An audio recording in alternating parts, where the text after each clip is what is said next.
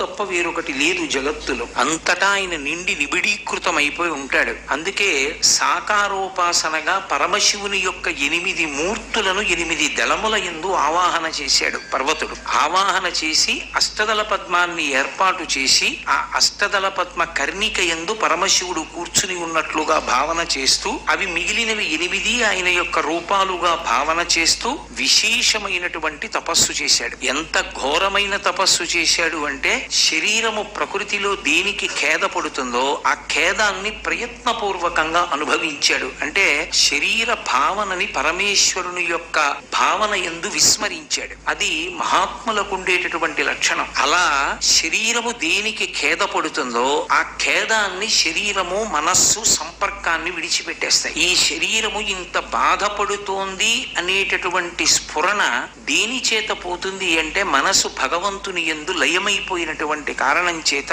శరీరం ఏమైపోతుందో తెలియదు. అటువంటి విపత్కర స్థితిని ప్రయత్నపూర్వకంగా కల్పించుకుని ఋతువుల యందు తద్విరుద్ధమైనటువంటి సుఖాన్ని శరీరం కోరితే అటువంటి సుఖాన్ని ఇవ్వకుండా ప్రకృతి చేత శోషించేటట్టుగా శరీరాన్ని అప్పగించి మనసుని భగవంతుని యందు నిలబెట్టాడు. దానికి ఘోరమైన తపస్సు అని పేరు. అంటే గ్రీష్మ ఋతువు వచ్చిందనుకోండి, గ్రీష్మ ఋతువు వచ్చినప్పుడు మండుటెండలో మాంసనేత్రంతో సూర్యుడి వంక చూస్తూ తపస్సు చేసేవాడు. మంచి చలికాలం వచ్చిందనుకోండి, హేమంత ఋతువు వచ్చినప్పుడు కంఠం లోతు నీళ్లలో నిలబడి తపస్సు చేసేవాడు. శరీరం ఉనికిపోదా అంటే ఉనికిపోతుంది, అది దాని ధర్మం. కానీ శరీరం ఉనికిపోతోందన్న విషయం పర్వతునికి స్పృహలో ఉండేది కాదు. శరీరాన్ని ఈశ్వరుణ్ణి చేరడానికి సాధనం చేశాడు. శరీర స్పృహ విడిచిపెట్టాడు. భగవంతుని యందు మనసు నిలబెట్టాడు. నిలబెట్టి తపస్సు చేశాడు. తపస్సు చేస్తే దానికి ఎంతో సంతోషించినటువంటి పరమేశ్వరుడు అనుగ్రహించి